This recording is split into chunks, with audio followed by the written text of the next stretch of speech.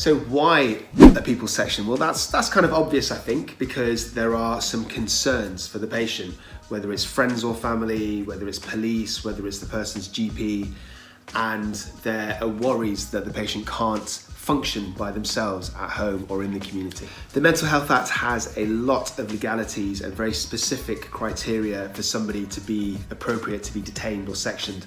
I'm not going to go through them all. I'm going to save you the time, otherwise it'd be a very long and dull video. But to summarize very briefly, the patient has to have an illness of a nature or degree that warrants hospitalization.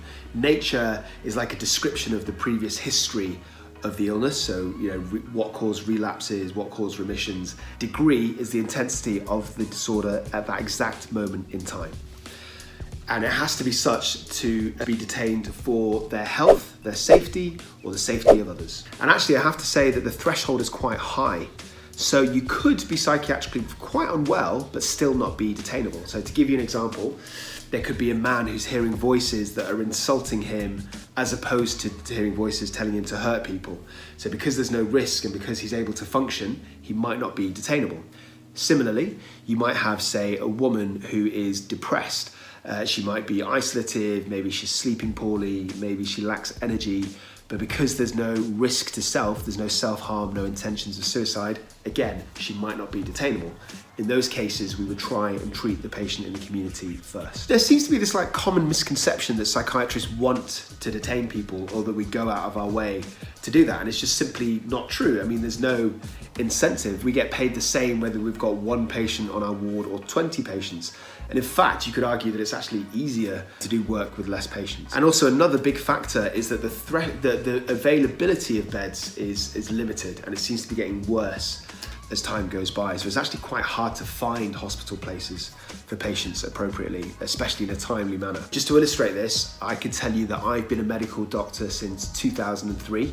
I've been working exclusively in psychiatry since 2007, and it's been getting worse. So every year it is notably harder to find beds and to get patients into hospital. So in terms of the actual sections, in terms of civil sections, so the ones that the average person might be subject to, the two most common ones are Section 2 and Section 3. Section 2 is for an assessment and it lasts up to 4 weeks, although the consultant psychiatrist in charge of the patient can discharge them before that time. If the consultant wants to renew it, then at the end of those 4 weeks, they make a Section 3, which can last up to 6 months. Again, the consultant can discharge the patient anytime before then. If it gets to 6 months and the patient is still unwell, then it can be renewed by the consultant every 6 months indefinitely. There are other sections, for example, the criminal section of the Mental Health Act. That's the kind of stuff that I do. So for example, Section 37, a hospital order, that would take somebody from court directly to a secure, locked forensic unit for offenders. Hello, cruel world. What you just saw there was a tiny little tantalizing taste, kind of nutty, of a much longer episode. You should go check it out if you're interested. The link will be in the description below. If you're a fan of either true crime or mental illness, or the crossover between the two, then you've got to go and check out my main YouTube channel, A Psych for Sore Minds. My name is Dr. Sohom. I'm a consultant forensic psychiatrist.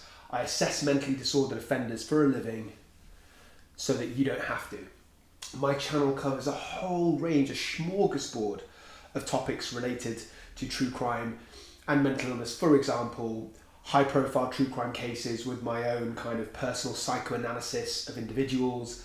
I discuss issues related to criminality. I discuss individual diagnoses. I give advice about psychiatric problems. I interview ex-patients. I do a lot. There is something for everybody on my channel, and I implore you to go and check it out. You can even steal some of my ideas, palm them off as your own to impress your friends and impress people at dinner parties. It's all good. I've got your back.